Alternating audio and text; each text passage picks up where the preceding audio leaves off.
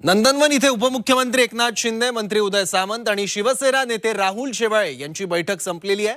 भारतीय जनता पक्षाच्या नेत्यांसोबत पुढील बैठक आता होणार आहे आणि थोड्याच वेळात शिवसेना आणि भाजप नेत्यांची जागा वाटपासंदर्भात बैठक होईल।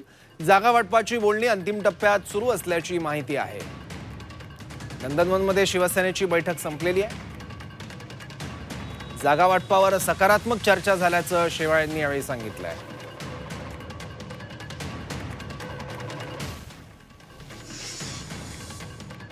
आताच आमची पक्षांतर्गत बैठक झाली आणि आता आम्ही भारतीय जनता पार्टीबरोबर बैठकीला जात आहोत। मी आणि उदय सामंत कालच माननीय मुख्यमंत्री आणि उपमुख्यमंत्री यांची बैठक झाली, सकारात्मक चर्चा झाली।